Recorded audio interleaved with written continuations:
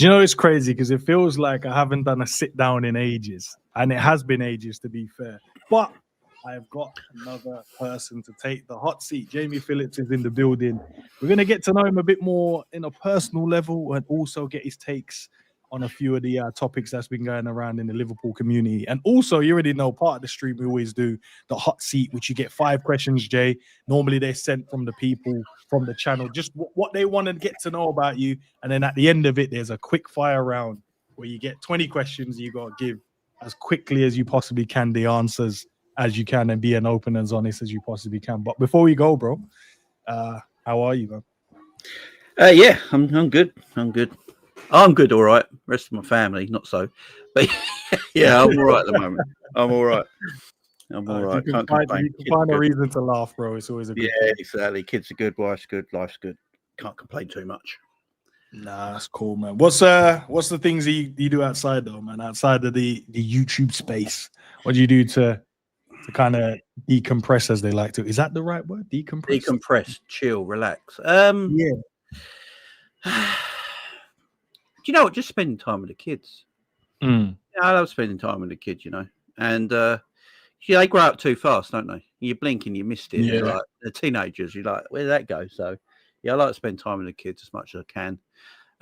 That's if they're not peeing me off, and then I don't want to spend time with them. But you know what I'm saying? It's like sit down with the wife, watch a movie. Me and the wife like watching films. Like we watch quite a lot of movies and TV shows and stuff like that. Like I've only just it passed me by, but I've only just started watching The Sopranos, even though it's like 25 years old now. Completely passed me by. Oh, so you never really picked up that series? No, never saw it. So me and the wife have just been watching that the last month or so, and we've almost finished it now. So yeah, we're just chilling. Yeah, watching horror movies. That's our thing. Any horror movie, man. I don't know what's like a good one now, because I don't really watch horror movies. I always like the feel good stuff. And like all horror movies are shit in a way. You know, I actually like the worse the better. If it's got a really bad rating, I'm watching it. You know, right? I think the older you get, there's more skepticism, isn't it? You go, I don't really. Nothing scares me. You know, nothing scares me that I watch. So I'm not watching it for scares. I just watch it for enjoyment, man. I think the only ones I've watched. Have you watched? So if you go on YouTube and watch the like videos or compilations of like scary moments, or people recording like what they. I've watched those. I find sometimes like, right, that's kind of. I watched. There's this thing on YouTube going around at the moment. It keeps hitting my algorithm. So I watched one the other day, like creepiest campsite nights out and stuff like that. That's mental. Yeah, when they're recording it off all their camp gear and all that sort of stuff, and you're like, most of it's bull crap, but it's actually quite fun to watch. But yeah, we do all that sort of stuff, chill out, relax. But yeah, I do. You know, as you know, I watch a lot of wrestling. I do like MMA stuff with Cal and Luke and all that as well. We watch a lot of that. You know, so I'm always watching something. I watch a bit of golf, cricket. Always doing something. I can't remember the last time I actually watched any cricket. I used to enjoy it because my brother played, but I was just like, nah, I'm not. I do like cricket, man. You've got the Ashes coming up, you know, so yeah. Has the Ashes still got the same feel-good factor around it? I used to love it, but I don't know if it's got the same buzz anymore. I think the buzz sort of went when it came off free TV. Because it always used to be on free TV, Channel 4. You're right. So everyone was watching it, you're tuned in, you're engrossed. And now it's got its own particular, like, Sky channel, ain't it? Or it's TNT channel. So, cricket I think it's lost the buzz a little bit for it. But I think that's like that with all sport, to be fair. I think everything's got so commercialized now. I think you ain't got the same feel-good factor what you used to have. Doesn't have the same grab, does it? But obviously, we're here to chop up some conversations, Jay, man. The first one I've got for you, bro, is Liverpool season so far, man. What have you made of it? Because I just want to get your overview on it from start, you know, from the season start, maybe from pre-season. I don't know how far you want to kind of go back and then to where we're at now in terms of how you see the team and what's been going on with the football club. I mean, to be fair, I don't even remember pre-season. I don't know if it's going to get old. But nothing of pre-season just stands out for me. I don't know about you, and so I just don't remember it. I remember the season ending and having the celebrations and all of us at the parade and all that sort of thing. Yeah. And then the season started. Do you know what I mean? There's that weird gap in between where I don't know what happened. You know when it's like Christmas Day and New Year's Day, and then you have that weird gap in between where you don't know what actually happened. I know I probably placed a bet on Boxing Day, but other than that, I don't know what else I did. Yeah, and that's like pre-season. I can't remember what happened in pre-season. I can't remember the matches we played, or the performances or anything. But maybe it's a good thing because I'm sure we lost to the Japanese. We're probably shit. We're probably crap. Apart from the Bilbao game or Athletic Club, they like to be called. Apart from that, where I thought, how we stood out against them. Other than that, it was just. Was that the 2 games in one day? That was the 2 games. 2 games in one day. Yeah. We won both games. The youngsters and the seniors. Yeah, I think we all got a bit. I remember that. I actually do remember that. I think we all got a bit excited after that because it's like, look at the way we played, man. Some of the youngsters look good in that. Then the season kicked off. We're winning games. See, as a fan, sometimes I live in the moment quite a lot. I try not to look too far into the future sometimes. The older I'm getting, I think I'm just living in the space I'm living in right now and then worry about everything tomorrow. So when we were winning our first, 4 or 5 games we won, didn't we? Yeah, 5 games. First 5 games, yeah. I was quite happy. I was like, yeah, we're playing crap, but we're winning games. So I'm happy. And a lot of people in my chat, my man Scraps is in here now, and a lot of other people say, no, Jay, look, there's something not right here, man. Yeah, we're winning, but there's something not right. And I could see there was something not right. I mean, I wasn't blind to it, but I was just gassed that we're winning games of football. So to me, I thought, yeah, you're winning when you're bad. That's a good sign. Results matter really early, but performances will pick up.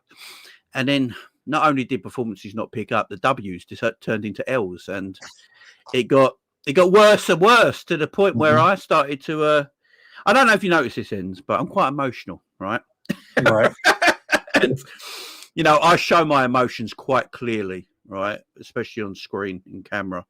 And when things are bad, I'm not going to try and find positives. I'm going to tell you how it is. That's how I feel like. It's negative. I'm going to be negative about something. I'm not going to try and find good in something that there's nothing to find good in.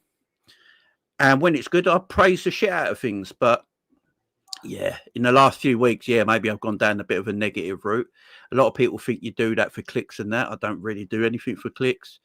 I just use my platform to be me and evoke, get everything off my chest. So I'm not like I can put my computer on for an hour, 2 hours, get everything off my chest. Go downstairs, be with the family, have some dinner, everything's happy. I'm not a miserable shit all night, if I lose. Because I have that platform to be able to do that. So sometimes I can look like a whiny baby. Sometimes I can look like a mature man. It's just the way I am, unfortunately, my emotions. I can't change. I'll never try. I won't ever try and be something I'm not. I'm not going to just do shows for being positive. When everything's good, and I do them sort of shows. When it's bad, I'm going to be bad. So what about then, Jay? Yeah, with all that's been going on. So we've started the season. The manager has said, look, we're conceding too many goals. We need to fix that, which was from pre-season. He said it.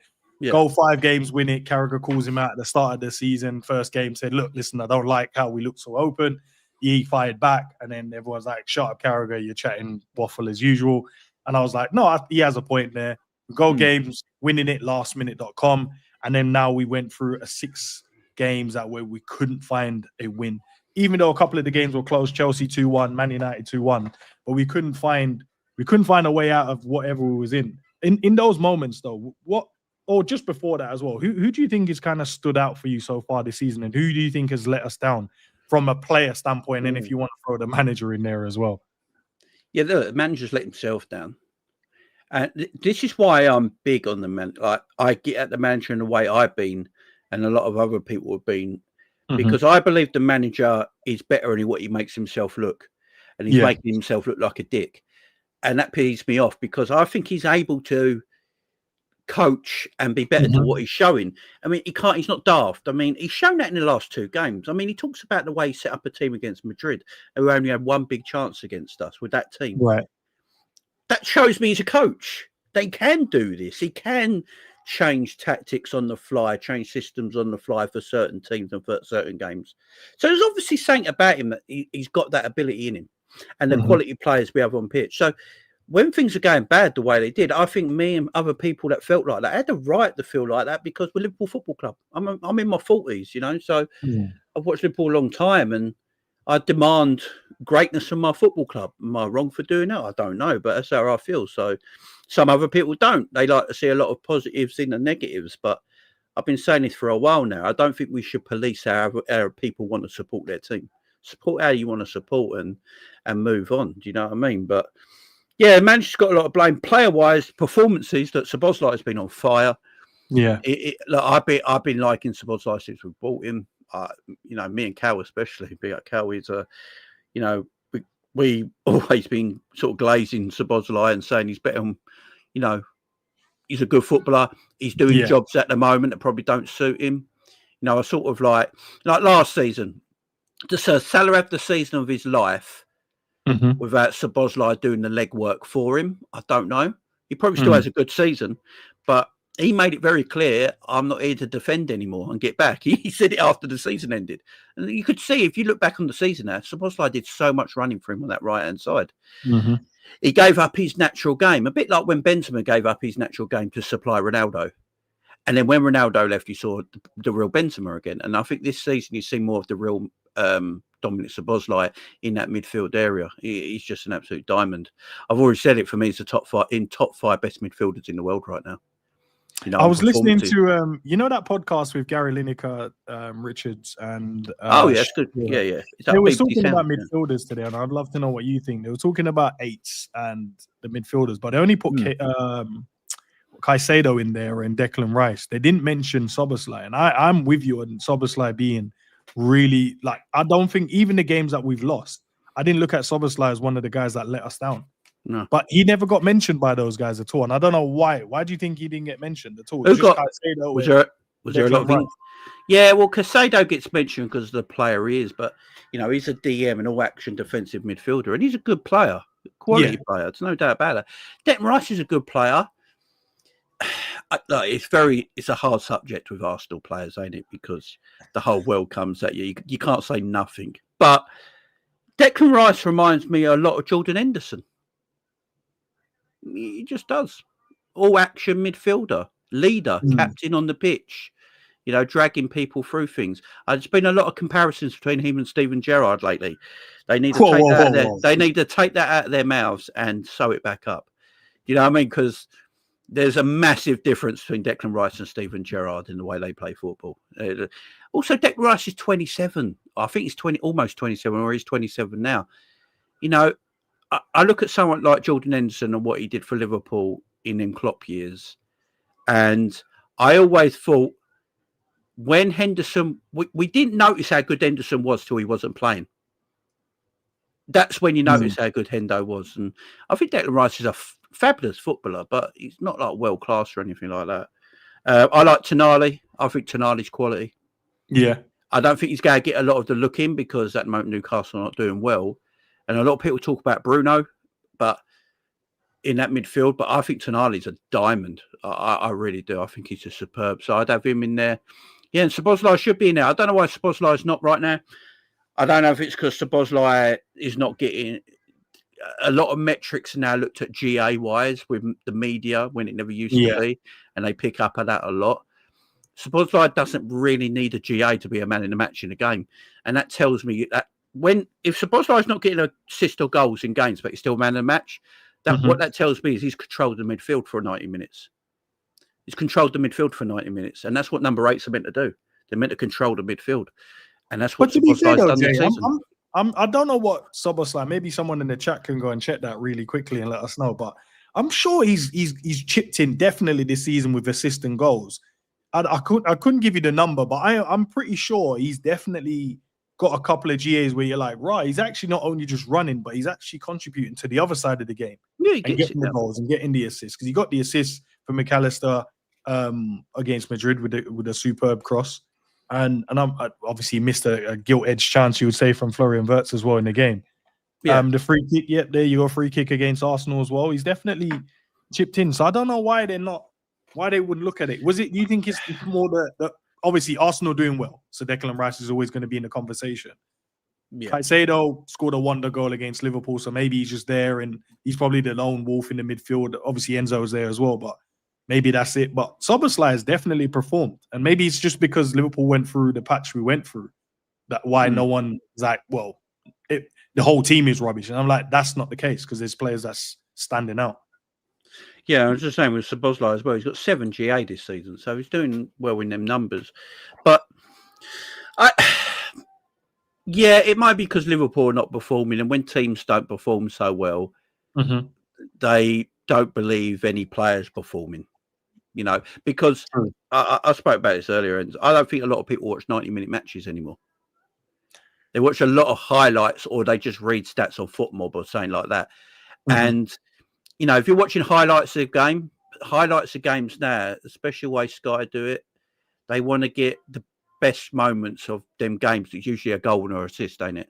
Yeah. They're not going to show a midfield control for 90 minutes in a highlight package, are they? So you don't get the gist of how good someone is. So I think that's one of the issues as well. You know, Lineker and all that are not watching every 90-minute game Liverpool play.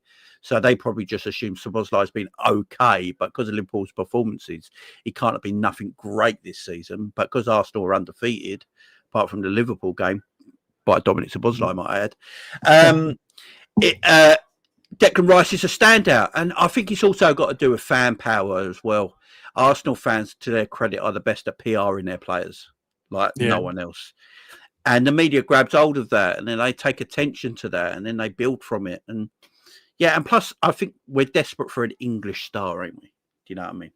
Well, we've got plenty of those. I think there's better of English players that are better than Declan Rice in midfield. Got Harry Kane, he's a star. You got Foden winning loads of prems, and you know he's there. Saka is there, a star there. There's plenty. Jude Bellingham is there, star. There's plenty of players that are stars. Yeah. But Jay, let's switch it up slightly, man. Let's bring it back to one of the moments that we never thought we would experience as Liverpool, you know, fans and stuff like that. I remember where I was, but the passing the Jota, bro. We obviously the players were affected, the fan base was affected.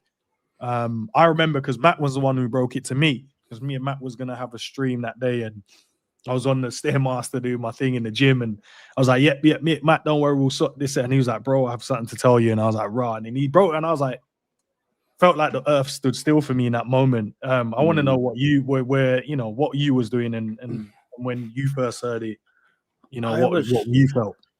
Yeah, I was actually in the living room, and I actually because I watch a lot of news as well, like in the daytime. If I'm downstairs not doing anything, I watch a lot of news. I like watching world news and stuff like that, just seeing what's going on with the world, you know. Sometimes I cheer myself up a bit, to be fair. And then, you know, I was just scrolling through Twitter, and I saw that Marker put out this tweet about the Jota situation. I'm like, no, this can't be true. This can't be true. So I waited and waited. I put Liverpool TV on to see if any news come up, and nothing. I put Sky Sports News on, nothing came up. And I think it took about 10, 20 minutes or so, and then it all hit the TV screens. And I was like, oh, wow. And my wife was in like downstairs. I called her over and look, Jota's passed away. She said, how? Like, not quite sure yet, but it's hit all the news broadcasts now. And I think I put it on Liverpool TV to see if they were talking about it, but they just had a picture of him and cut off for a couple of days, didn't they? They just left it. And I was just shocked because the guy is in his 20s, just got married. He's had like the greatest year of his life personally as well. You know, I believe, didn't he have a new baby? He got married to his childhood sweetheart. He just won the Premier League with Liverpool. He's doing well for Portugal on the national side. He's had a tremendous year, like tremendous 12 months or so. And, you know, weren't they on their, you know, just had their honeymoon and all that. And the sad thing is, I think the news was they were driving home to go to their clubs, weren't they, to start pre-season? Yeah, it's heartbreaking, man. I've never, you know, we've seen player losses before, but most of the time it's players that have retired or you know, left the game. But the guy, you know, was in his prime, in his 20s, playing for our football club, and yeah, that was hard to take, man. That was difficult to take and understand why in the situation. But yeah, I love that guy, man. And his wife, she's strong as anything, man. Because I don't know. I don't. If that was my missus or something like that had passed, I don't know how I'd cope. Really don't. Yeah, it's one of those. As I said, for us as Liverpool fans, or maybe there's others out there that's probably experienced it from the past, depending on where you are in terms of age. And guys, don't make a joke, because I know I'm not as old as most of you try and make out. But yeah, no, it was crazy, bro. It was like I didn't believe. I don't know if I wanted to like sit in denial for a bit because I'm like, nah, I'm looking forward to seeing what he can come back and do. And you know what I mean? He suffered so many like injuries as well. He's like, this is the normal Jota one. Someone falls on him, Jota is injured. And he's like, he can't get a break right now. He can't get a break. And you look, and I love the way that the club dealt with it as well in terms of the tribute they played, the clubs as well about him and his brother and the way that the players have kind of dealt with it. But a lot was said as well, James. And I know you said it on your stream. It wasn't earlier, it might have been yesterday's stream. And just about we don't want to kind of use that as an excuse for some of the reasons why the players haven't performed. And because when they were performing, we never used it. And I feel like we're doing him a disservice as well, man. I think we should just keep him here and just go, that's our guy. That's forever our number 20. Yes, they're going to deal with it in their own way. And yes, some are going to be affected probably more than others or the way they deal with it. But it just felt like, I felt like our fan base was doing too much at the times with oh, this is the reason. And I'm like, no, don't just use his name because of that. No, he's just shit. He was playing rubbish. Couldn't control the ball. That's not, you know what I mean? It's not Jota was the reason why I couldn't control the football. Yeah. Look, the passing of Jota didn't make Arnold Slot make Gravenberch an attacking 8 from a 6. Do you know what I mean? Simple things like that. No, I understand early on in the season, the players will be feeling it emotionally. And we saw that, in the opening day of the season, especially with Mo at the end when he stayed and crying his eyes out at the end of the game. But they won that game. They had the courage to go out there and they won that game of football. Then they won the next game, and the next game. Yeah. No one brought it up. I never saw it in anyone's feeds. No one chatting about it or anything like that, especially the big Liverpool accounts. We all know who they are. And then when we start losing games, they go just to that situation. Oh, the players are grieving. They've lost their best friend. Can you imagine what it's like going into a place of work and he's no longer there? I'm like, why are you bringing this up? Why are you trying to find any reason to not talk about the manager, but bring everything else up? Is crazy to me. It's crazy to me because just leave it. He's passed away. He's gone now. And I think it's just disrespectful to keep bringing it up because I don't know how the players feel. No one does, unless you know them personally. Now, there obviously comes a time with everybody that you never forget somebody that's close to you that's passed away, but you move on with your days and your life, and all of a sudden you wake up in the morning and it's not the first thing in your brain. You're not thinking about it. It's just you just go into first gear and you're just getting on with life, but you never forget. Now, the players could be like that now, or they could be remembering him every time they wake up. I don't know, but I just don't like the fact people bring it up. It's like, a man's passed away. Just leave him be, man. Yeah, just leave him be. Like, I don't want to hear about it. I'd rather detail what the club are doing wrong right now for us to lose so many games. Because, and people rightfully say performances weren't good, from March onwards last season. A lot of people moaned about the performances that have not changed going through pre-season to this season. And a man was alive then and well and playing. So I just think I actually think it's disgusting, to be fair. It's that, they bring his name up, constantly. Just leave him be, man. Let his wife and kids and family and whoever connected to him just, get on with their lives without keeping us mentioning him. Because people mention him, it gets on social media, people share and retweet things, and people get back to seeing it again. And I just don't think that's right. No, let's try and win something this season. And at the end of the season, if you're on a Jota at the end of the season, winning a trophy or something like that, honour it, 'cause that's beautiful. But don't use his name when we're losing games of football, because for me, that's just not right. Right, let's switch it up again, Jay, man. In terms of content, Jay, because I've always wanted to know, why does everyone start doing the content? Why does everyone jump on YouTube and start making a content about a club, whatever it is that you enjoy doing? So for you, what made you decide to start making Liverpool content? And also, did you set any goals? And have you hit any of those goals yet? So, not a lot of people know this about me, right? So, I'm like disabled. not a lot of people know, but I can barely walk anymore. That's why one of the things I don't go out. I have a mobility scooter that I go out with. I've got transfer myelitis, which affects your spinal cord. And I was left paralyzed as a 14, 15-year-old kid, for a long time. And I've got a lot of muscle wastage. I've had a lot of surgeries, things like that. So it was hard for me. I had a lot of depression growing up as a teenager in them years as well.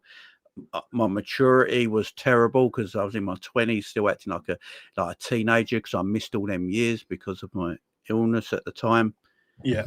And then, I met my wife over 23, 24 years ago now because I became a swimmer. And I decided I needed to do something. So I love sport. I love football all the time. Football was my life. And, I was going to sign a youth contract not long before my illness happened. And it got taken away from me. And I was very quick as well. I had very quick, fast twitch muscles and stuff like that. So I missed all that. I missed competition. So I found a swimming club for disabled people. And I didn't, I had a weird feeling.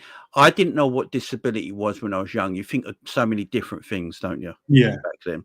So I weren't too sure about it. And I went there and then I realized what it was. And it was a beautiful place. And I met my wife there and everything. And yeah, and I was a good swimmer. I did county level, national level as well.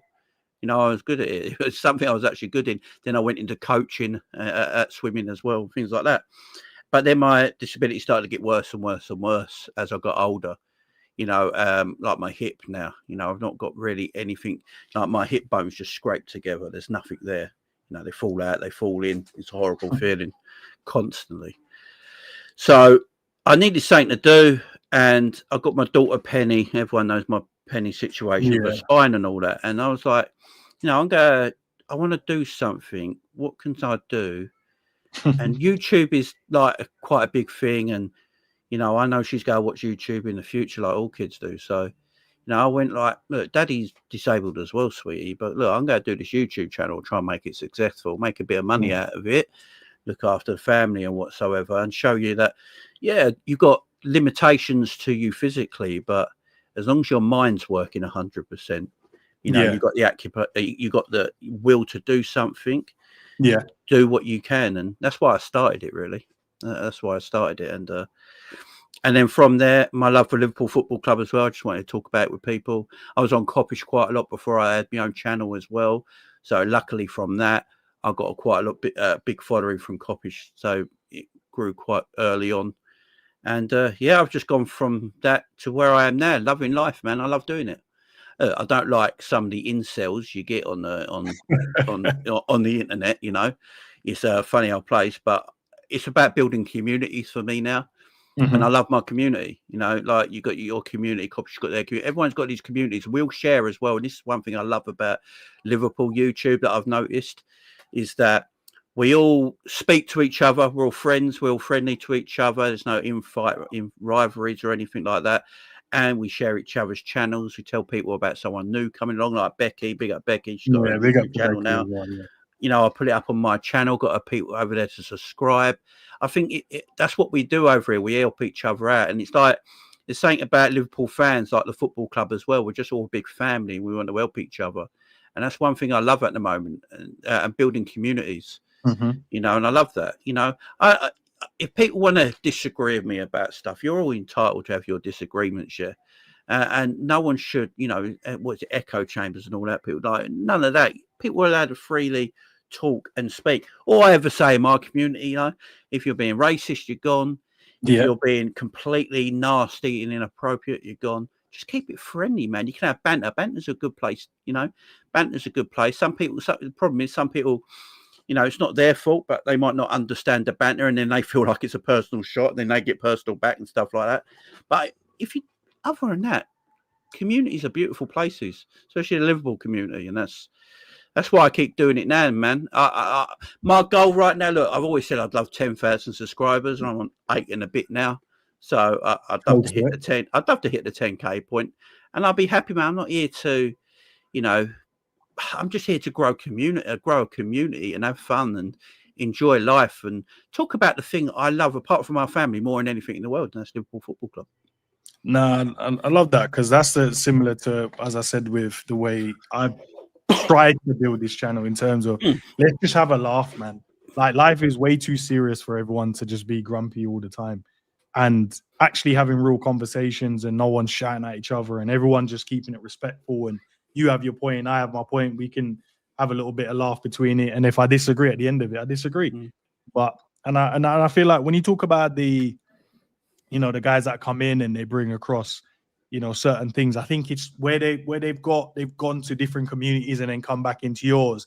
There's habits they've picked up and they come into yours and they think, oh, it's a freebie here. Well, no, it's not. Everyone's in here, they speak to each other and everyone keeps it civil, and they have back and forth depending on their views. But you can't stop people from coming in, and that's the whole point. You're trying to grow a community and you're hoping that you can change them. And I say that to say this, man. I saw your last video, and it was the negativity that you was getting based off of your opinion on the channel you designed to have your opinion.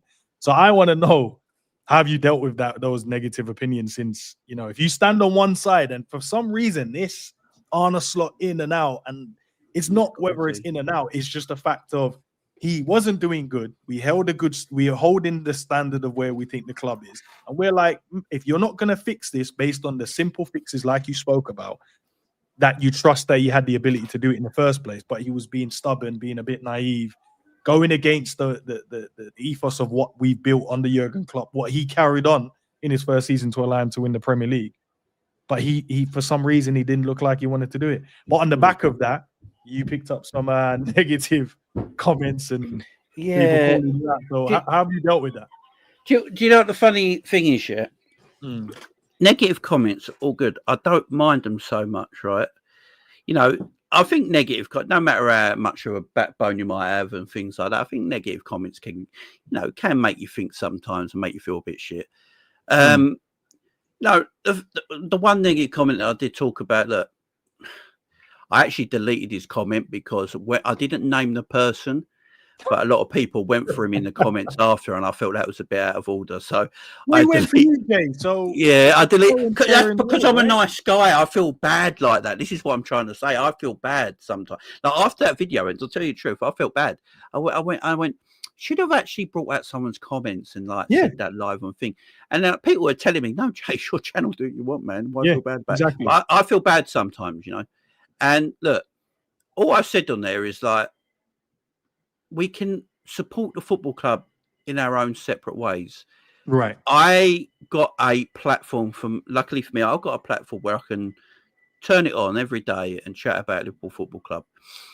My views 2 years ago might be completely different to my views today, because things change quickly, don't they, in sport and where you are in life. Things change. So am I a flip-flop sometimes? Probably, yeah. But I think all football fans somehow are hypocrites anyway, because especially when we protect our own side and we slag off another player from another side, but they're doing something one of our players are doing, but we protect them, sort of thing. So we're all hypocrites in that kind of way. And, I just said, you've probably not got a platform, so you're getting all your frustrations out in comments, and I get that. And sometimes the written word, it doesn't come out like it would do if you're speaking in front of a camera right now. Yeah. So I get it, right? But we support the same football club, and that day we all want the same goal, us to be number one. I'm going about it my way, you're going about it your way, and that's perfectly fine, and it's understandable. But then the bit at the end of it is when I don't watch anymore, but I read comments, and from comments, that's where I've got this from. So after all that, it's like he didn't actually watch the video, but gathered information from it and then written a massive 8-paragraph comment. That's just crazy to me. That is crazy. So, because you might have seen a 3-minute highlight someone clipped up of me going bananas or something like that, yeah? Yeah. But you need to watch the whole thing, get context. That's what videos are for. Get context, man. But like you mentioned earlier, though, Jay, you mentioned earlier about the football inside. Most people like to just watch the highlights and look at the stats. And I think it's the same when it comes to the footballing YouTube space. And it's not, look, do I blame them as much? Not really. Well, yeah, to an extent, because you should go and watch the full content before you can, you can have an opinion around it. But if they're only watching a 3-minute clip, a 1-minute short, reading a thumbnail or reading a title and then looking at a thumbnail and going, well, I don't care, this is his views. And I'm like, well, did you watch it to kind of get his point of view? Because 9 times out of 10, if you watch it, you might actually agree. But if you did an 8 paragraph in there, Jay, then it's only fair if people in there can disagree. There's plenty I get, Jay. There's plenty of ones I get. We all do. People get onto them about it. You and me and other content creators, when we get together on panels, we don't always agree, right? Yeah. But that's the beautiful thing about the game, ain't it? It's the beautiful thing about it, right? We all see football differently through our own eyes sometimes. Mm-hmm. Like coaches. That's why if coaches all thought the same about football, they'll coach exactly the same way, wouldn't they? Yeah, exactly. Do you know what I mean? So this is the beautiful thing about this sport. Don't mean that I fucking hate that ends now because I mean that don't happen. You're my mate. We're pals. We talk. You know. And that's just, it's because we're having football debate. And I've always said it. I keep saying it. I said it on my show yesterday. I'm an emotional guy. I just am. I get very emotional very easily, right? I cry a lot. This is something people are going, no, I do cry a lot, man. Not on screen. I've cried a couple of times on screen, to be fair. But I do cry a lot. I'm very emotional. You know, if my kid does something, I'm a baby. But I'm emotional over the game, and I love as well because I love Liverpool Football Club. I can't get through to people sometimes how much I adore this football team, right, and everything about them. So I get overly passionate, and like I said to the comments, I like when it's negative. I'm going to switch the camera on and talk about Liverpool Football Club. I'm not going to just switch the camera on and talk about Liverpool Football Club when we're only winning every week because I think that's a bit fakery. Yeah, I don't want to be fake to people. When it's shit, I'm going to tell you how I feel about it and why I feel like that. And when it's good, I'm going to be the opposite. So some people don't like that. I get it. Some people don't want to tune into content and see a grown man screaming to a microphone for an hour. I understand it. I do get it, right? But at the same time, you can't ask me to be saying I'm not. I'm just giving you the real me, and that's the real me. You know, I'm not going to sit here and pretend I'm something different. I'm like this away from the camera. Like my missus would tell you, I'm an emotional wreck. I'm always up and down. You know, it's just the way I am. I can't help being you would agree with the point of this though. Like as a viewer, you can choose to watch it and you can choose not to watch it. Yeah, I've seen things I don't want to watch before and don't watch it. And don't watch it. It's very, very simple. And I think most people, if you can just agree that there's plenty of content for you to watch, and if this isn't the one for you because you disagree with maybe one point, then fair. If you disagree with a load of points being made, then it's not the place for you. It's not a problem. It's not an issue. No, but when you're in there going and writing eight pages paragraphs and it's not needed. And then at the end of it to tell you that, well, I don't watch anymore. I literally just look at what people are saying in the chat and then get to my conclusion by stuff. That then crazy. Yeah, I think there was another one saying, I'm an embarrassment. That was the first line. It's like, wow, okay, thanks. You know, we won 2 games in a row. Beautiful. Okay, we did lose 6 in 7 as Liverpool Football Club. I always say, I keep saying this. People shouldn't police other people how you should support a football club. Agreed. You know, some people want to support their football club and just see the great in everything, even when it's bad. That's fine. I'm not going to care. Go and do that sort of thing, right? I'm not going to. It's as simple as that. I'm going to do it what I want to do and how I'm going to go about it. And if you want to watch me do that, watch me do that. If you don't, you don't. It's simple as that. You know, move on with your life. Go and watch someone else. Cool with it. I don't know you. I don't know these people. Do you know what I mean? So it's not like I'm going to lose sleep over it. Oh, man, 8 paragraph, man, don't want to watch me anymore. No, but I try and give everyone the benefit of the doubt in terms of I look at the comment and I was like, if you're just trying to be an idiot for me to read it, then all right, you probably got what you wanted because I read it. But I read every one of the comments anyway. And then some of them make me chuckle. Most of, obviously, 99% of them are all brilliant stuff anyway. And most of the time, even with that, they still disagree with points, but they articulate themselves in a nice way and just go, look, still like what you do, but I disagree with this and this, but I can understand from your point. Great, not a problem. We can move on from that point. But some people just don't say you're an embarrassment. That's Yeah, it's just it's what it is, man. It's what it is. Again, if you want to voice your things in comments, voice it, man. But I'm just, I'm gonna be who I am. You guys are who you are, and at the end of the day, we've all got one goal, and that's be Liverpool, be number one, and we just move on from it. all right. No, that's fair. But Jay, we come to a point when I call it the hot seat, Jay. So I've got 5 questions. Go for it, man. I'll ask you, and this is where you're gonna be open and honest as much as you possibly can. I will be. Yeah, the first one. This is the part Matt normally doesn't like because he feels like I stitch him up with the 5 questions. I never do, and normally I get them from people, saying, "Yeah, ask this question." The first one, don't have to be modest though about this one. Where do you rank yourself amongst the Liverpool content creators, not based around subscriber list? So don't worry about the numbers, but where would you rank yourself if you've had a top 5 in your head? Where would you rank yourself in that top 5? Wow. I don't ever think of myself like this. This is a heck of a question. I think do you know what it is? I actually think I'm good at what I do in particular. So quick story before you carry. I just want to do this quick story. So when I was a kid, I was extremely shy. Like, people don't believe this now, yeah. But I was completely shy as a child. Up to I was about, even in my 20s, I was really shy. I wouldn't talk to anyone. I was very inverted. And out of nowhere, I just started to learn a bit about, comedy and stuff like that. And, I've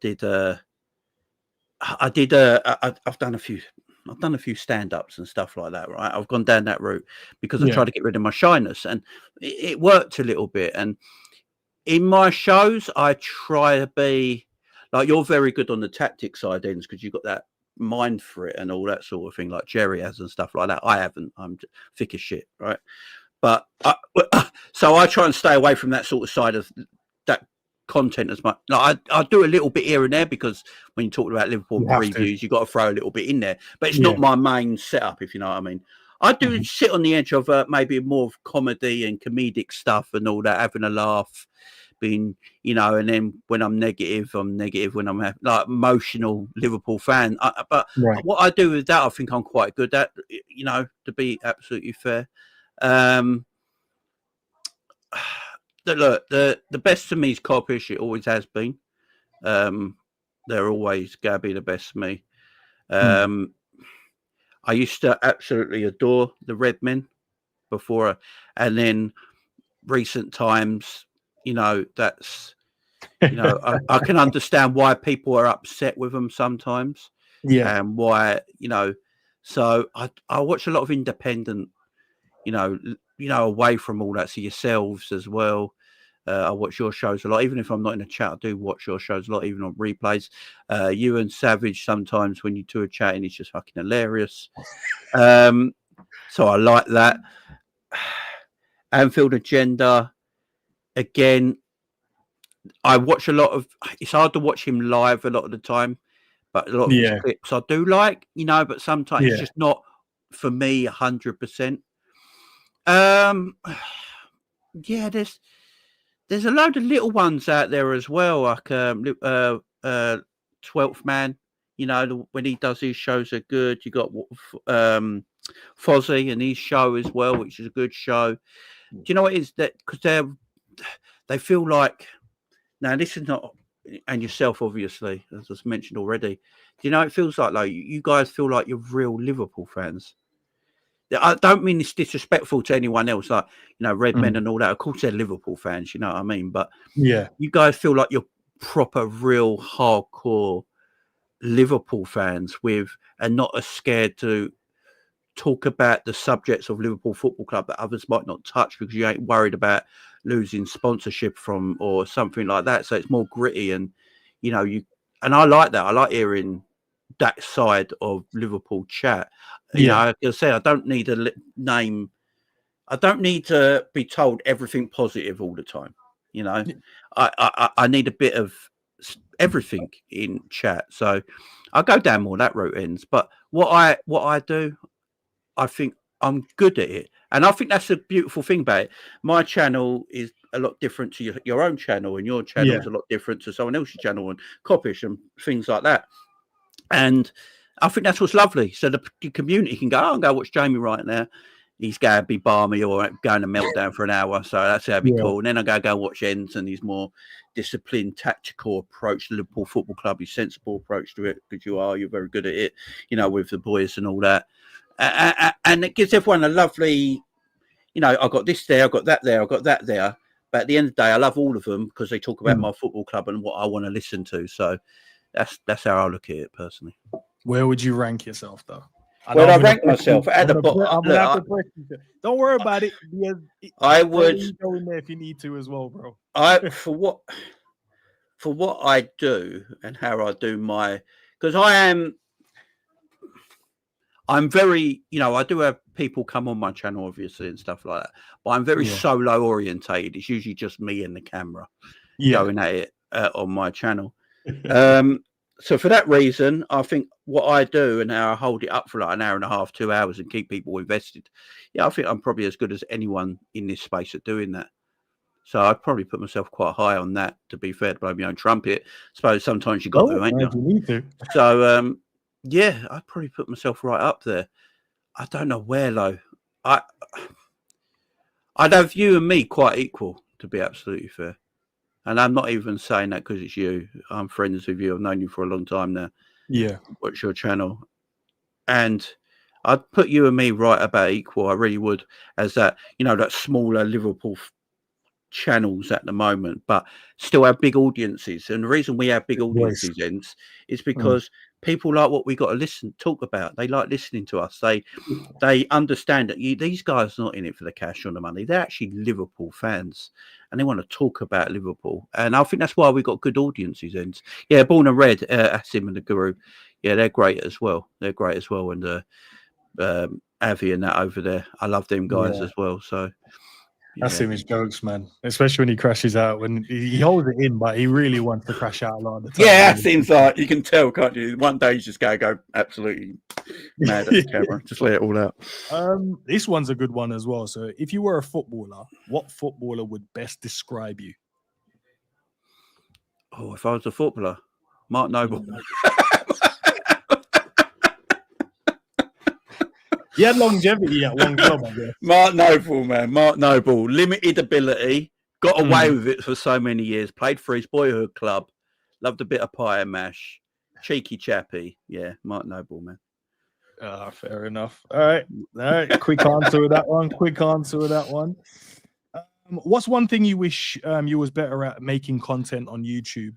And is there anything that you've gone against when you first initially started, and you've gone against those ethos you set in stone?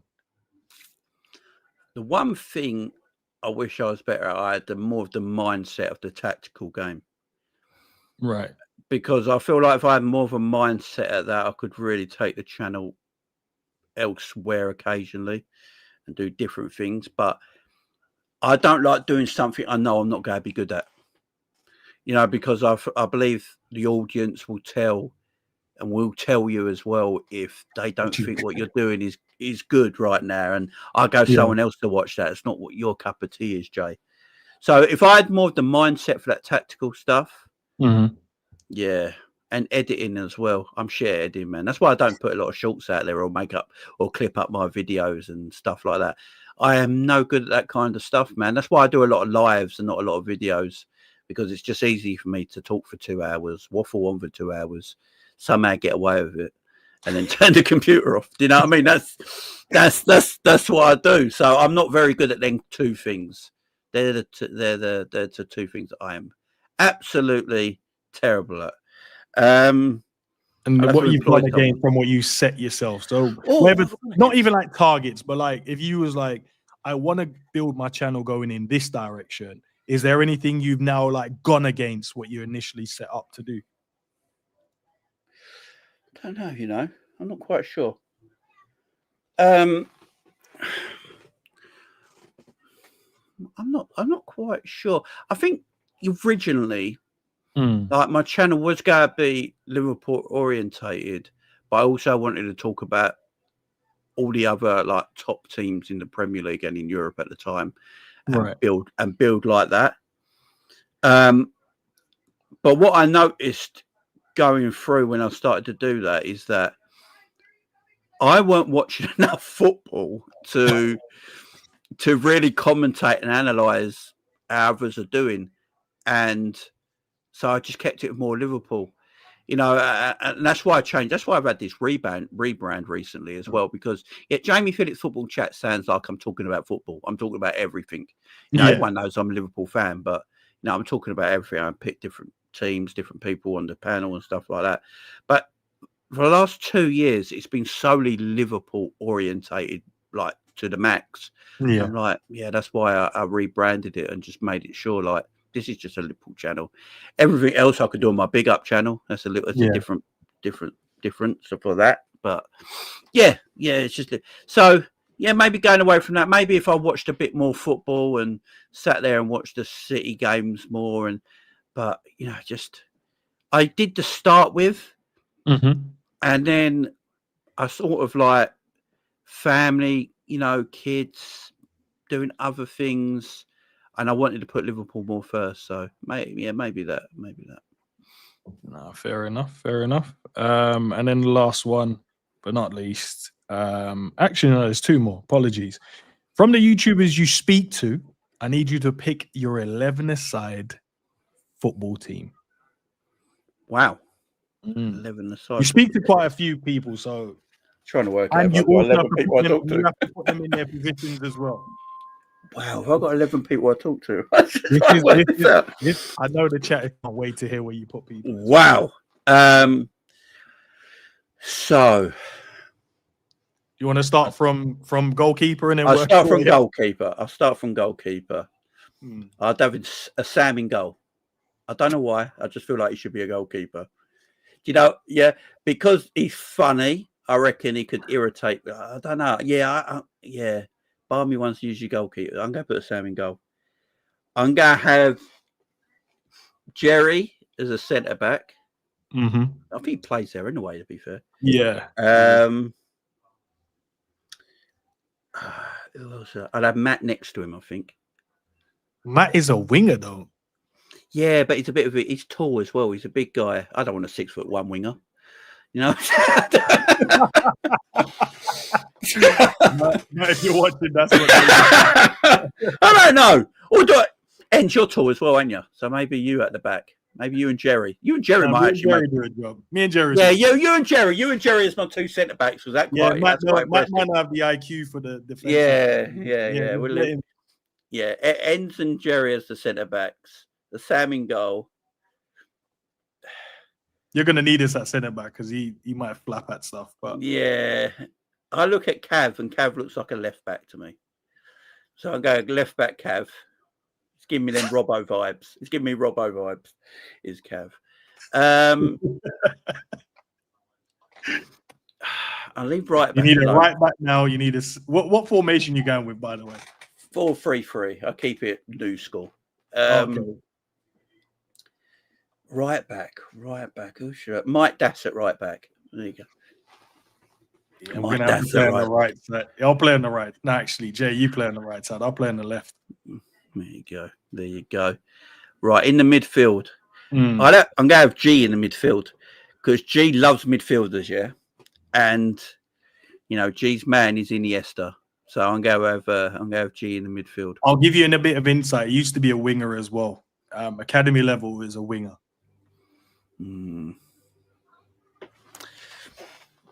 So Matt right wings, just where you said he plays, wasn't it? Yeah, because he wants to cut in. I don't know. Probably guessing, but no, Matt, if you're watching, Jamie, he can't see.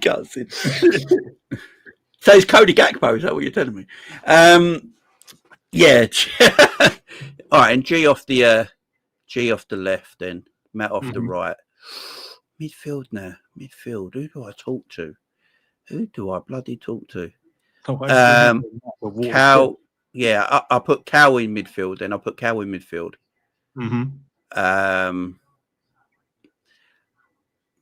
Let's put Ram in midfield as well. Nah. You trying to make me and Jerry do a lot of work now? Yeah. I want to say a good. Jesus, bro. We have the Liverpool. No, here you go. I'll put Mons and Cow in midfield. Mons is the winger as well. It's your team, Jay. I'm not getting involved. Yeah, I'm gonna put Mons in that like number 10 area, higher up the pitch. Give him a free roll. I'm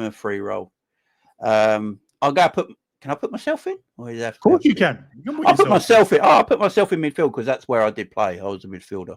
Right. So I'll put myself in central midfield. I'll put Mons as that attacking number 10. I play Drift up front because that's where Drift played, and Drift used to be quick. Mm-hmm. Who do I play up front with him? So your thing now, you've got. Who have you left out? Let me see. I need one more striker. So you've left out. That's my team. Yeah. So yeah, Drift up front, Matt and G on the wings, myself, Cal, and Mons in the midfield. You and Jerry at the centre backs. Mike, that's right. Mike right, Cav left, to Sam in goal. Yeah. Well, you're missing one. Am I going crazy? There's one you're missing. What about Tom Little? Does he make your? He doesn't make your 11. I take it. Tom first sub. Big up, Tom.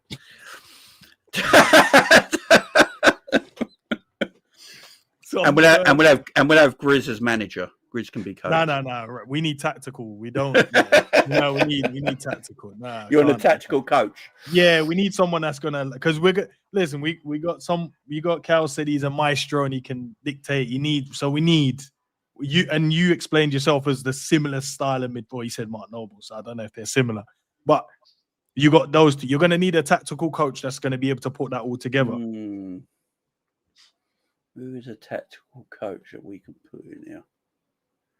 I don't know if I know anyone.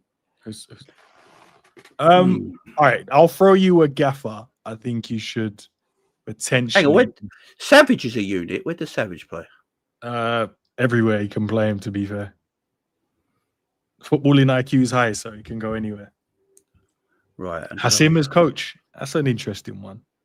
Yes, great shot. I'm going to take me out of the team. Actually, I'm going to put Savage in.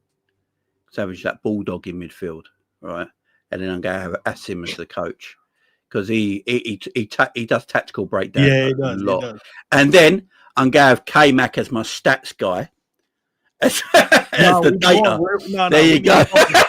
No, we need He's going to tell me that I'm in the red zone, and I'm not in the red zone. So. But Hassim talks about coaching tactical stuff quite a lot on his show. So yeah, I'll put Hassim there as the coach. Yeah, and then Tom as the first sub. Yeah, and then Mons, Cal, and Savage as the midfield. I think that'd be all right. Fair enough. Now you might win some games of football. It depends on who we're playing, though. But we should win some games of football. How do you find the balance? So last question: how do you find the balance in terms of creating content and managing family life? So I was quite lucky when I started this because when I started this, my wife, she said, if you're going to do this, you obviously need, the right equipment, the right place to do it. You need peace and quiet. So I don't, she's helped this as much as me doing it, to be fair. Right. Yeah. She'll have the kids. She'll make sure they stay downstairs. She'll keep their attention for a couple of hours.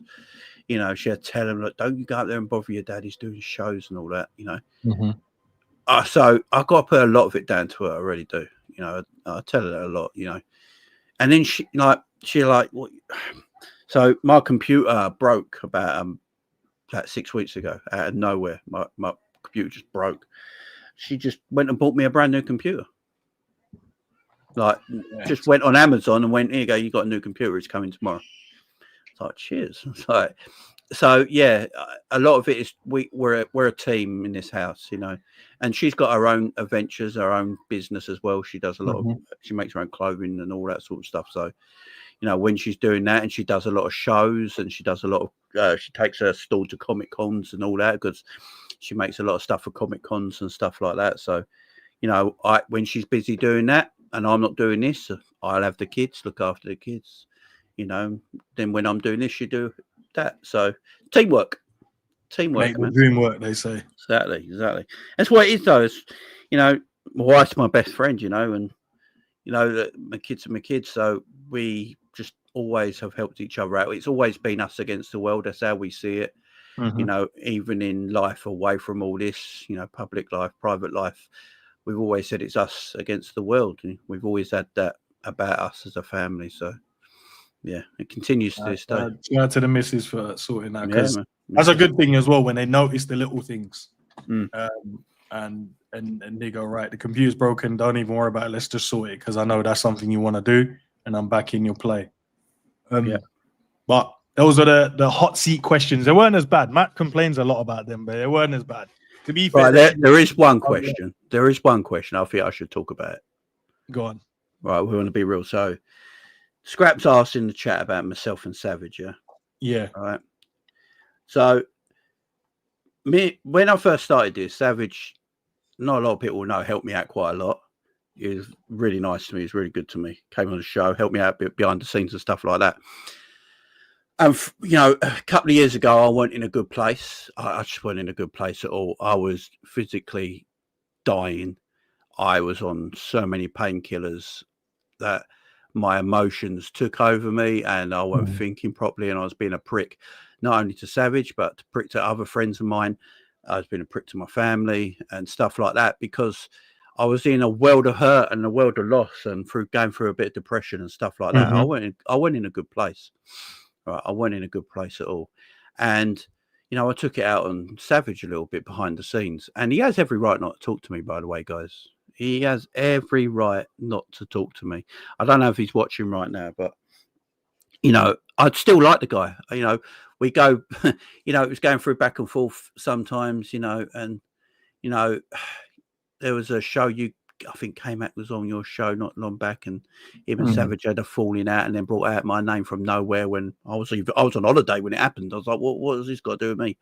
You know, it just makes me feel a bit bad. But no, I like Savage. I said to you, and behind the scenes, I've said to people time and time again, I really like the guy. We got a lot in common. I wish I weren't a prick to him.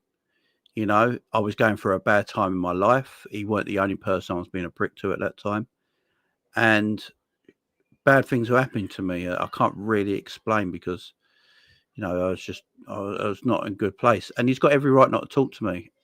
And that's why, guys. And, you know, I'm a grown man. I can understand Savage's point of view as well. He's a grown man as well. He doesn't want to deal with that kind of immature bullshit, and I don't blame him for it. But, you know, I'd love for a day of me and Savage just got on a stream together and just put it all behind us. We don't have to be friends or anything like that, but we can be respectful to each other. And when we see each other, we can say hi, and, you know, and it's all nice. But I'd love that day, man, because I think he's a top guy. I watch you guys all the time. He cracks me up. You know, he just says what comes straight into him, Ted, and he says it. I love that kind of thing. We had a good chemistry together when we were doing shows together as well. He's just a great guy. So that is one thing I wish, like, if I could take anything back from this, what I've done on YouTube ends, it'd be that, because I didn't treat him nicely and I didn't treat him fairly, you know,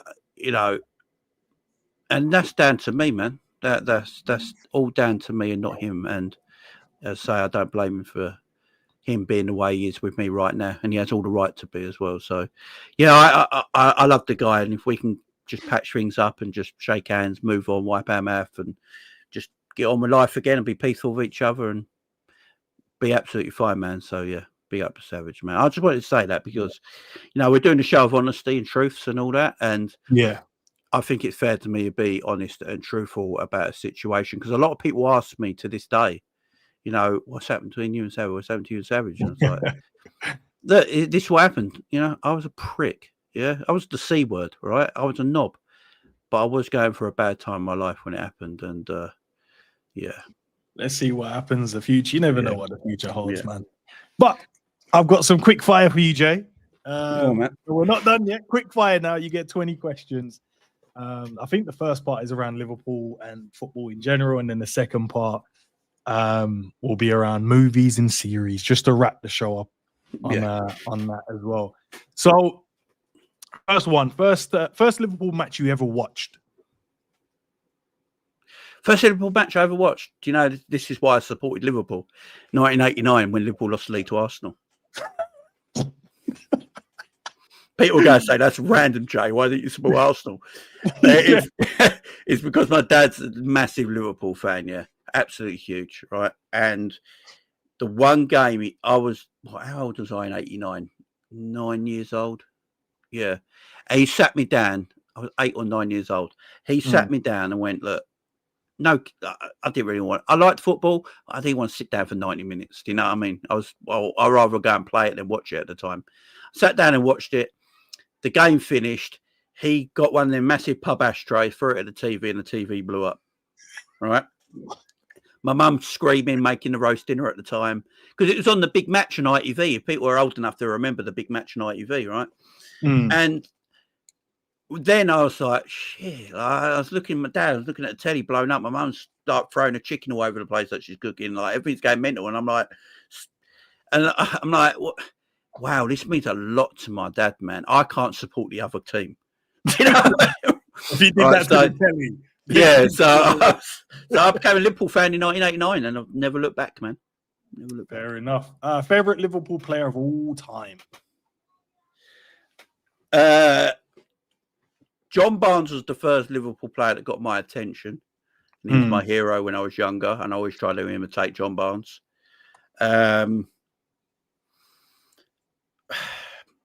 Favorite, obviously, then was Stevie going through. You know, I think we all like. I mean, it's the easy question with Stevie, isn't it?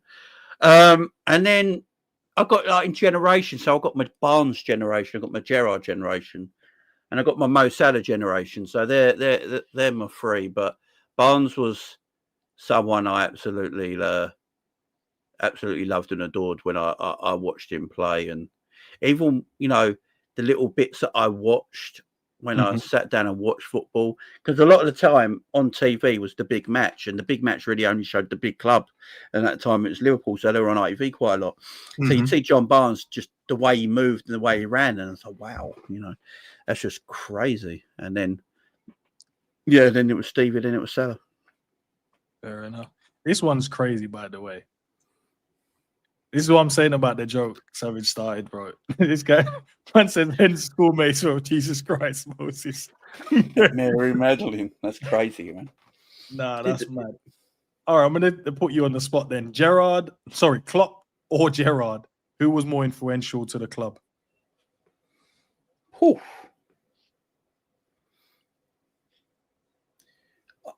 Fucking hell. You don't answer this right, you might get a lot of other messages in the chat. Yeah, who's more important to the club? Gerrard or Klopp?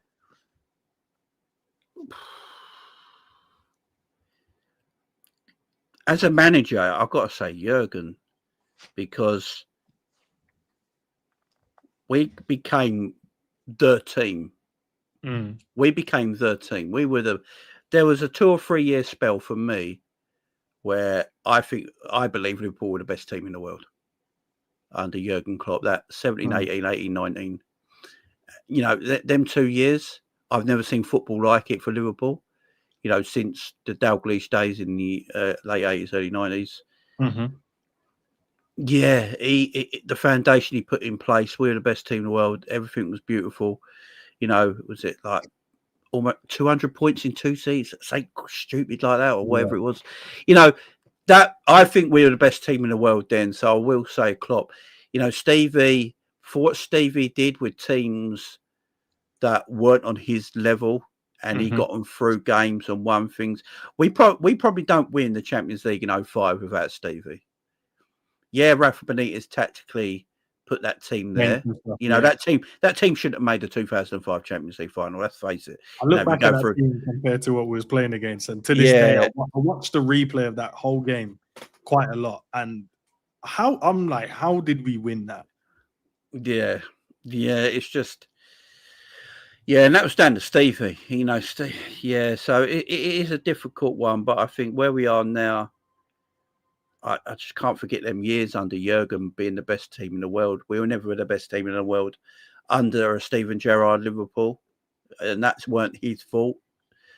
But Jurgen made us believe, man. I've just never seen anything like it. It was the greatest time to be a Liverpool fan ever, in my opinion. So I've got to give it to Jurgen, man. Most underrated Liverpool player right now. Right now, Dominic Szoboszlai. I think he is, man. I don't think. I think there's still people who don't actually rate him that highly. You know, so you still get the question sometimes: what does Dominic Szoboszlai do? You know, I think Curtis Jones is very underrated as well. I love Curtis. I think Curtis is a top player. I think when Curtis plays, you see how good of a footballer he is.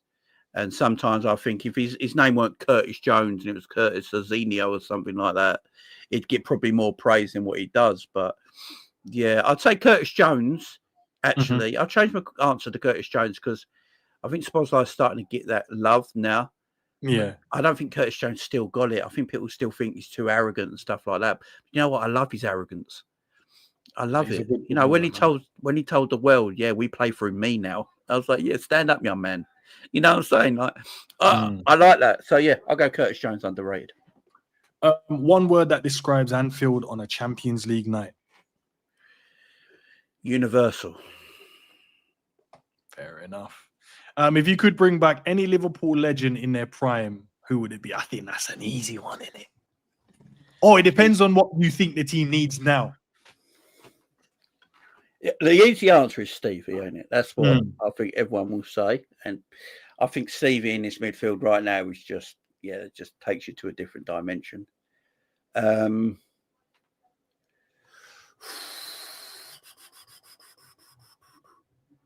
got three. I got Stevie, Kenny Dalglish, and Stevie Nicol. Got to pick one though, Jay. Oh, I love Stevie Nicol, man. What a fullback he was. Now we'll go with Stevie because it's the easiest one to answer that no one gets at you at.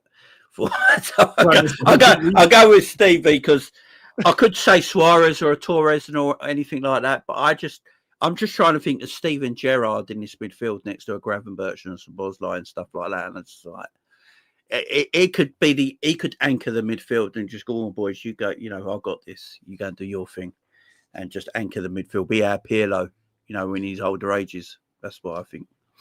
Yeah. Fair enough. Which rival do you love to hate the most? United, City, or Everton? None of them. Arsenal. I don't even look at Arsenal as a rival, to be fair. Do you know what? I detest them. They're more the fans. Everything about them now. It's even the players now. Everything about them now. Arsenal used to be a classy football club. They were like Liverpool. They were classy in the day, right? Not no more, man. Even the players are arrogant as shit now. I can't be doing it, man. I can't stand anything about that football club. Right now with Man United as well. Look, I will never like Man United ever in my being. It's just funny right now with Man United, more than hate, if that makes sense. But with Arsenal, it's just pure hatred. I don't like them. I don't like their manager. I don't like their players. I don't like the kind of grass they have on their pitch. I don't like their stadium. I don't like their training ground. They even steal our songs as well. It's crazy. Yeah, they nick away our songs. I don't like their underground. I don't like anything about them, man. I detest them, man. What's the most emotional Liverpool moment you've ever experienced? Emotional Liverpool moment. I was too young for the Hillsborough stuff. That's when I started getting into football. Obviously, when I watch that today, the emotions that bring into me are crazy, like with a lot of Liverpool fans. So I'm not going to say that because it's just like, I weren't old enough to understand what was going on at the time. It's only now when we look back and stuff and see the documentaries and all that, you understand, and the emotion that it picks up inside you, the anger as well, stuff like that. So not that.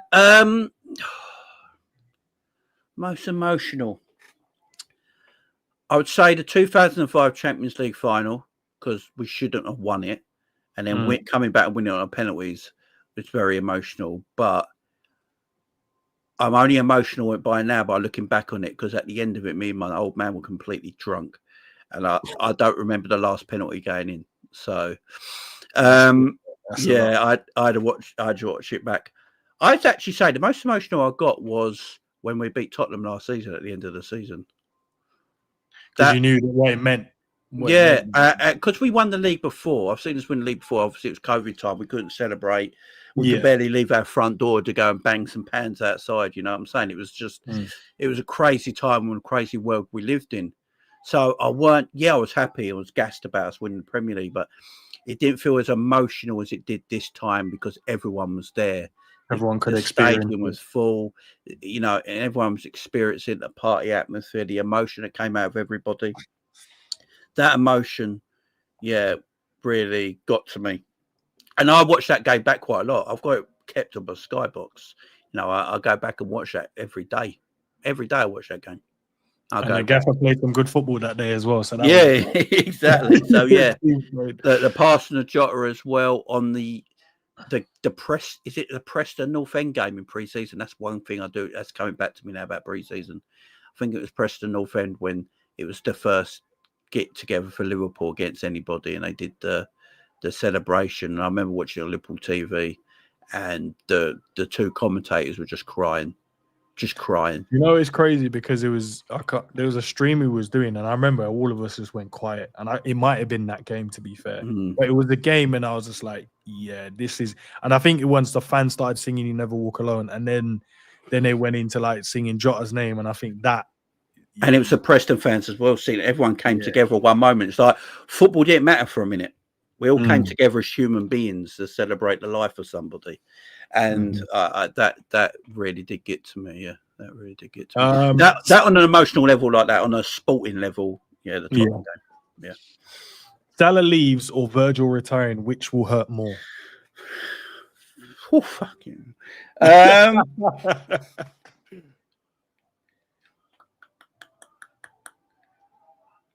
going to say Virgil retiring because I love Mo Salah. A lot of people know I absolutely love him. Even when he's shit, I still try and defend him because I love the guy.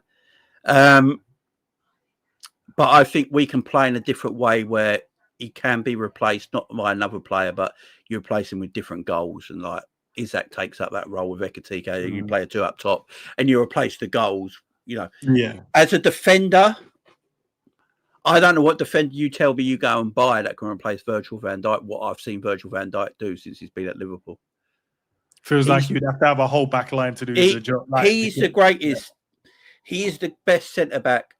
I mean, I've obviously watched a lot of defenders, especially Italians and Paolo Maldini and stuff like that. Paolo Maldini, when I started watching, started to be a fullback more than a centre back. You got Baresi and stuff like that who are just out of this world, but Virgil van Dijk, for the way he defends, I don't think I've seen anything like it in football. It's just different. The man almost won a Ballon d'Or in the Messi and Ronaldo era. Let that sink in. Mental. As a centre-back, he almost won the Ballon d'Or with them two in this era, which is just crazy to think about. He is a phenomenon. He's just not a good defender. Like, he's a quality, obviously world-class defender. He's a world-class footballer. Full stop. He's a footballer. You get some defenders who are defenders, but are they really good footballers? Virgil van Dijk is a world-class footballer. Full stop. He's been Liverpool's best player. My centre-back's been our best player. I still think he's our best player. And I'm thinking, if he didn't have that year out with the ACL, and what could he have really gone on to achieve? But Jay, what about one player you would steal from another Premier League team right now? You could take one, pluck him out and go, put him in the Liverpool squad. What's that one player? Caicedo. I'm trying to think, who would I take? Caicedo. I'd go Chelsea and take Caicedo because I think you put him in the middle of our pitch with the way he plays, freeing up maybe Gravenberch to actually play the freeing up Scott Watson's going to play, freeing up McAllister a little bit more. Yeah, that would probably be the one because I know a lot of people in the chat saying Haaland, and I hear that as well. I think we Right, score what do you goals. guys think Ekatike and Isaka's not that good? Yeah, I think next season we're going to see the best of Isaac and Ekatike, in my opinion, especially Isaac, and then we won't have to worry about all that sort of stuff. I just think sometimes if Liverpool control the midfield better with the quality we do have up top, we'll win loads of football games, loads. And I think you get more if you got someone like Casado and Gravenberch next to each other, and then Szoboszlai just in front or something like that. You're laughing, man. You're getting control, man. Getting control, and then the forwards that we got will score loads of goals anyway. So I'm good. All right, so those are the football ones. This first one's about movies. So what movie do you think resonates the most with you as a person? Oh, that you've watched and you've gone, that's me. If you could have a movie or describe me as a movie, that's me. That's a bit of me. That Charlie and the Chocolate Factory.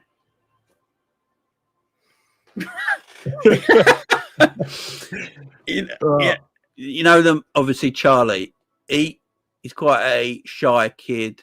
Gets bullied a little bit. You know, he's very family orientated. He's a good person at heart. He's got a great nature. That was me as a kid. You know, that was me. I love that old film. You know, the proper original film. Right? Yeah, I watched that as a kid. Loved it. It was my favorite film as a kid, and really resonated with the Charlie character because I saw a lot of me in that character. So, yeah, it might be a weird one to answer, Charlie Chocolate Factory, but no, just resonating with Charlie. You know how he was. You know, fair enough. What's the most overrated movie ever made? Overrated movie. Yeah, you've gone. That is not great. Oh, wow. Godfather Part 1. Nah, even. What do you mean Avatar, my guy? Godfather Matrix. Part 1. Nah, Jacquees, man, that's crazy. No, Godfather. I love Matrix. Yeah, Godfather for me. I love Godfather 2. Godfather 2 is just a masterpiece of a movie. Absolute masterpiece of a movie. I prefer Goodfellas to the first Godfather film. I prefer Casino to Godfather. The second one is a masterpiece. The first one, no, it bores me a little bit if I'm truthful. Fair enough. What's one film that made you cry, even if you denied it? E.T. Fair enough. I told you, E.T. when I was a kid made me cry, man. E.T. made me cry, man. E.T. made me cry. He found his best friend, man. He was an alien, but he was his best friend. But he had to leave him. And you know the bit when they're all getting sick and all that. It's heartbreaking, man. Even if I watch that, I don't start tearing up. No one saw that, yeah. Fair enough. Fair enough. If you could be in any movie universe, which one would you pick? Star Wars. I'm a geek. Star Wars, man. I'm a geek at art, man. Comics, Star Wars, Marvels, all that sort of stuff. But the Star Wars franchise is my thing. I'm a Star Wars nerd. I'm an absolute nerd for Star Wars, man. I love it. That and TV would be The Walking Dead. They're my two nerdy. That was the next question as well. So in terms of TV series that you've watched the most,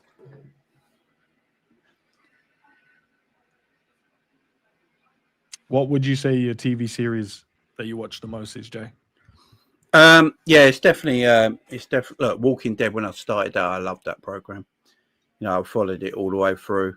I know a lot of people left it because it kept going on and on and on. Why they're in Paris and England and Spain? Yeah, it's a bit silly. I ain't gonna lie. It has got a bit silly. Crazy now. But I do watch it. I love it. I love The Walking Dead, man. I've got board games of them somewhere here as well. Got merchandise of it. I love it, man. One show you think everyone's sleeping on? Oh,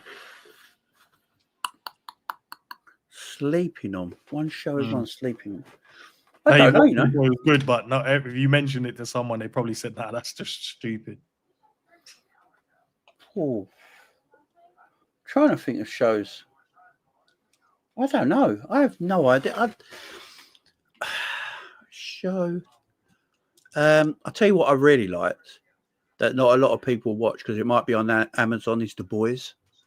Yeah, that's a good. That's Because it's on everyone's fault. Amazon. Maybe not a lot of people. You know, I've got friends of mine that have not watched it, and I go, "Oh, watch The Boys." You know, have you seen it? Like trying to start a conversation with them about it, and I haven't seen it, Jay. Like, no idea. So it's on Amazon Prime, man. Go and check it out. Yeah, I think people might be, you know, because it's not on Amazon, they might not. Yeah, watch it. Enough. But yeah, I don't. You know.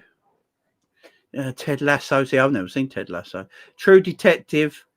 Yeah, True Detective was good. I'll tell you what, the first season it takes in getting through though. Vikings is good as well. Yeah, but what I've recently, I'd say maybe The Boys. You know, I don't see it enough like being spoke about compared to other TV shows. Yeah, so I'd say The Boys. This one's there. What's a guilty pleasure show that you secretly love? Everyone has one of those where they're watching. They're like, I ain't telling no one about this because it might make me look like this.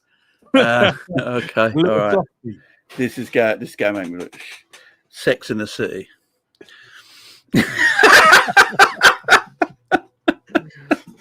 Nothing wrong with a little bit.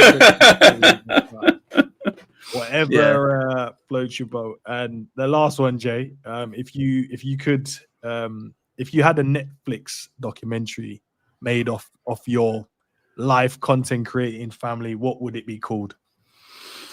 Have you seen The Perfect Neighbor yet? Have you seen it? No, I haven't, you know. Don't. It'd be crazy. It'd be with my family, man. I don't know what it'd be like. It'd probably be more like. Have you ever seen the TV show Married with Children? No. Yeah, people have seen that. That's what it'd be like, man. What would you call it? What would you call it if you could put the name there? It's going to be on Netflix. Yeah, I think something catchy on Netflix, shall we?